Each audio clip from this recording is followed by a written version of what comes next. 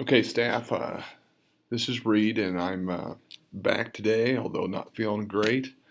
I just wanted to go over some things here that I missed yesterday for our faculty meeting that are important and that we will need to continue to focus on throughout the year and especially the next couple meetings.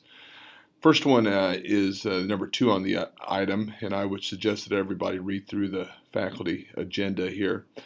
Text-based questions, okay. A reminder that teams should make the development and refinement of good text-based questions among their highest priorities. That comes from Schmoker in his book Focus. This is going to be a priority at Lincoln Junior High. Our capacity to develop text-dependent questions, which require students to go to the text and make inferences from the text, to find evidence from the text, to think about the text, is going to be very important to our success in our language arts portion of our ISTEP and future testing. I have linked several, there are 4 different resources for everyone, and this is something that needs to be done in all content areas, and I've seen it being done in all content areas, so we must continue to do so.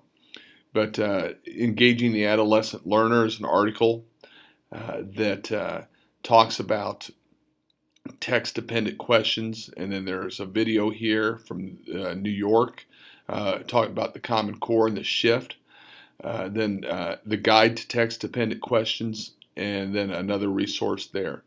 The guide can be used as you are developing your text-dependent questions, which is what we would have done on a normal meeting yesterday. We would have sat with teams, our content area teams. We would have had text in front of us, and we would have looked at creating some or testing our questions against this guide and so forth.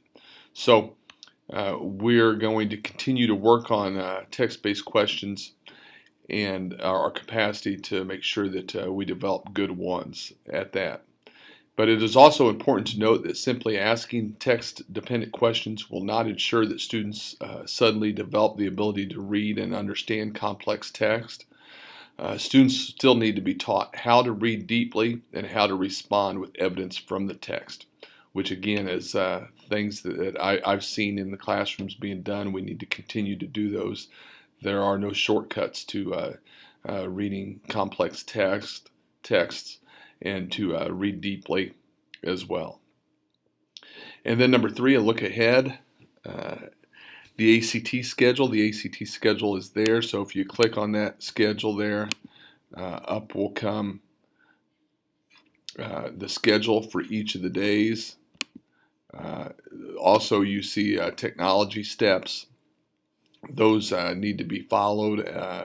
Please look at those, look through those, and there'll be more directions to come there. We can also help you with that. But this is for next week. Day 1 of testing is Tuesday, and then if we scroll down, you can see day 2 of testing. We're testing all in 2 days rather than the whole week. Also, daily announcements.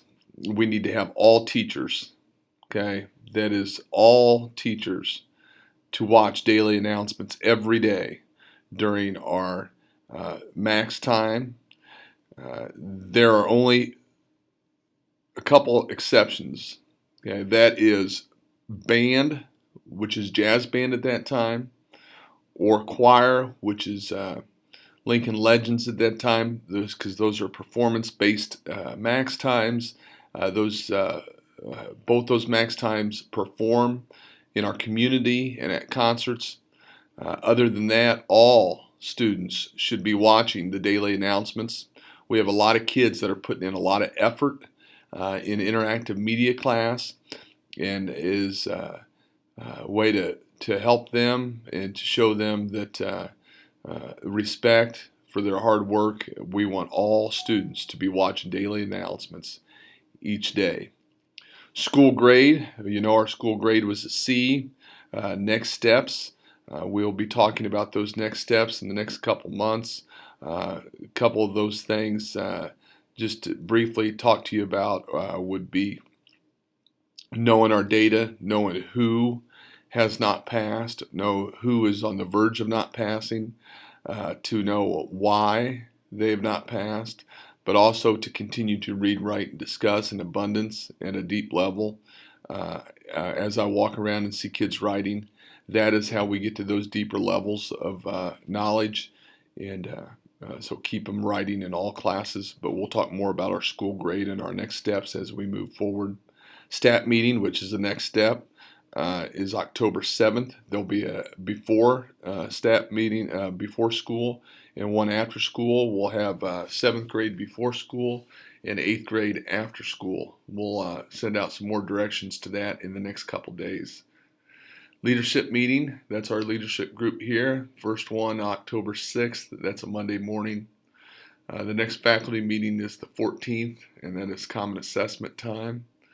And then our book study, okay? Our book study, Mindsets in the Classroom, has begun. We have chapters 1 through 3 is open until October the 10th. And then I've also got some additional resources there. Several of those things are data and our growth percentages by grade, along with the academic summary reports for 7th and 8th grade. I want to end here with a little excerpt from Mindsets in the Classroom. And this is talking about adults learning something new. And it says, as an adult, you had the drive, motivation, and persistence to decide that reaching this goal was important to you. So maybe you set a goal to learn something new or to be able to do something, build a deck, do something that you've not done before. But it continues on to say that no one took away the opportunity to let you learn. No one told you that it was too hard for you. No one told you that this was not the right group for you. No one put up barriers to hinder your learning. Yet sometimes in our education system does all of the above. Our school structures eliminate opportunities, communicate low expectations, and prematurely remove students from challenging environments. Many reasons exist for hampering the student potential in this way. One major obstacle is how we judge both adults and children by the speed in which things are completed.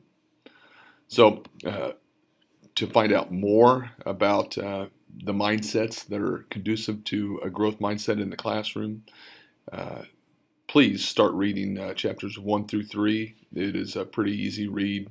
Respond in Canvas to our discussion questions and enjoy the book study. Thank you and have a great Wednesday.